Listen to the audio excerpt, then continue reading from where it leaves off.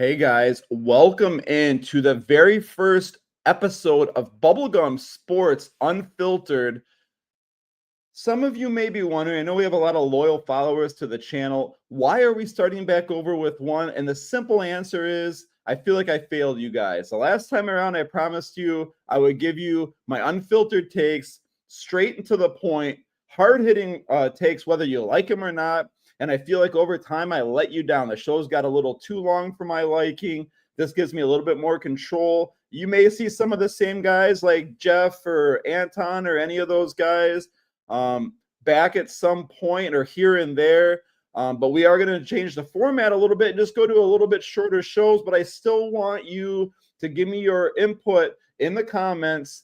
Let us know if you agree or disagree with the topics, what topics you want us to cover. Share, like, and like I said, comment on the show and let us know. Let's get those the feedback still going. We'll still go live from time to time during big events, but you can still give us your feedback here on the ones that aren't live just the same, and we'd really appreciate that. We're going to start off here, episode 1, and I'm going to tell you why Mike Vrabel of the New England Patriots is going to be the coach of the year. And guys, right here on this show, as soon as the Tennessee Titans fired Mike Vrabel, I told you how huge of a mistake that was.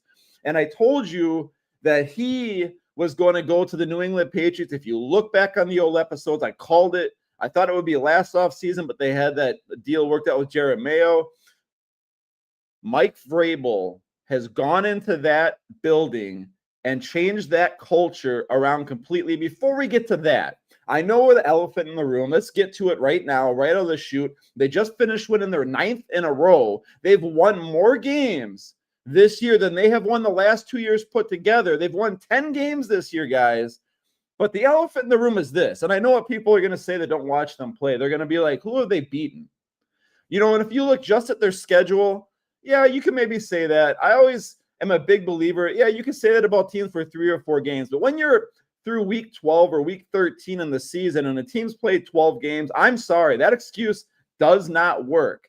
If they were like a game or two above 500 and they played weak teams, sure. But guys, 9 straight wins, and they are beating teams consistently. When you consistently win in the NFL, you are a good football team, especially when you get to this late in the season. And let me get back to my number one reason he's going to win Coach of the Year. I already told you, culture. And I told you this back when he was in Tennessee. He has completely changed that culture. A guy like Stephon Diggs, who they signed in the offseason, has been, how do I word this, a troublemaker from time to time. No matter what team he's been on, he's been labeled a troublemaker at some point. This year coming into New England, you've heard none of that. I don't know how many touchdowns he has, but it's not an absolute ton of them. But you don't hear him complaining about getting the ball more or this and that. He's absolutely bought in to that program. He's absolutely bought into Mike Vrabel. And you hear all these current and former players talking about Mike Vrabel, and they love playing for the guy. To me, he's like a Dan Campbell, and this is not a knock on Dan Campbell, but he's better at the intangibles, better at the X's and O's. He knows those little nuances and little rules and stuff like that. If you remember, I don't know, 3-4 years ago, he beat Belichick at his own game where he knew a couple of those little rules that you were allowed to get away with in the NFL. And Belichick was just livid on the sidelines because he's usually the guy that does that to everybody else. And he is a little bit like Belichick in some ways, where he's a hard-nosed coach. He expects a lot out of his players. But where he differs from Belichick and some of those other coaches, he's also a very player-friendly coach at times too. You kind of get a lot of pulling you close, giving you a pat at the back, but when you need it, he can be very, very hard on you and push you away a little bit. So, he's always there for you. I saw him on the field holding a player's hand that was down with injury the other day. You very rarely ever see coaches like that, but his teams are always prepared. And like I said, he's the best of both worlds. He knows his X's and O's. His teams are always prepared. But he's also a player's coach at the same time. And that's why players respect him for his toughness and what he expects out of you. But they love playing for him because he really, truly cares about his players.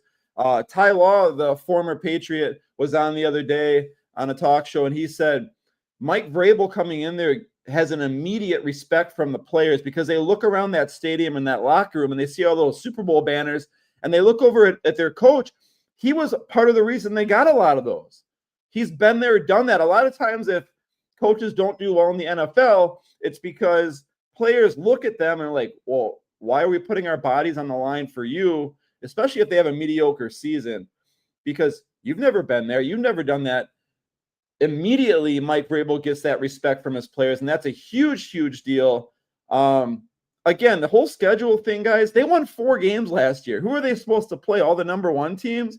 I don't understand that at all. They've won more games this year than the last 2 years put together. They've won more games, 3 or 4 more games than the Tennessee Titans have won since they fired Mike Vrabel, and they had a full year head start, guys. I think this was planned from the beginning. I called it from the beginning. I don't think it's a coincidence he didn't get a job last year. I don't think it's that teams didn't want him. This New England job is custom made for Mike Vrabel. Absolutely. And like I already touched on, his defenses are always tough. They might not be top 5 every year, but his defenses are always tough. And his teams constantly overachieve. They overachieve. And my biggest point of a head coach and how good of a coach he is and how much of a difference he's making is that his teams need to get better as the seasons go along, so that basically what I'm saying is in week 10, they're better than they were in week 2 or week 3, and they consistently get better towards the playoffs. And that is a staple of Mike Vrabel-led teams going all the way back to Tennessee. And the other thing is his teams very rarely lay an egg out there against a team they should beat. You very rarely see them play a game where they commit, 5 turnovers, 12 penalties, and lose by 10 to a team that has 1 win. You almost never see that.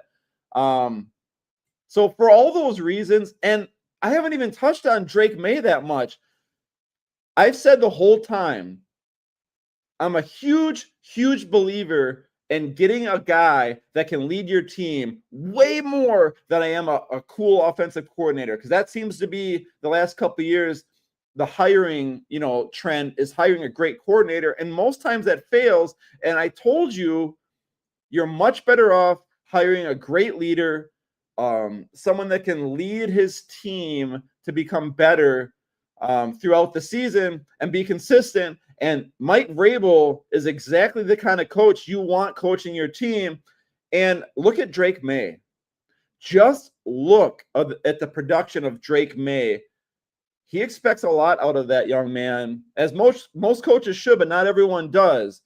And Drake May has been in the conversation of MVP for a good chunk of the season. And again, for the people that want to point at, who have they beaten? Clearly, those people haven't watched them play, because they are so consistent in their games and they just wear teams down. They have their stuff buttoned up. And I really think the New England Patriots are the exact team that nobody wants to play in the playoffs, because they are not going to beat themselves. And I'll tell you what, you better bring your lunch pail, because not only are they physically tough, but they are mentally tough. And that is why Mike Vrabel will and should win Coach of the Year. Let me know in the comments if you agree or disagree. If you disagree, tell me who should be better. Ben Johnson's doing a good job in Chicago, but not quite the dramatic change that the New England Patriots have seen. So Coach of the Year, hands down, as far as I'm concerned. Let me know in the comments. I love to hear from you guys. It's been a little while, and we'll see you for episode 2. You never know when it's going to pop up. And like I said, we are going to go live from time to time during big events and stuff like that. You will see a lot of the old, favorite characters back here and there. We're just going to have a much shorter shows, much more intense comments and commentary, get straight to the point. I will see you guys for episode 2 in the near future. Have a good rest of your weekend. We'll see you very, very soon. Take care, guys, okay?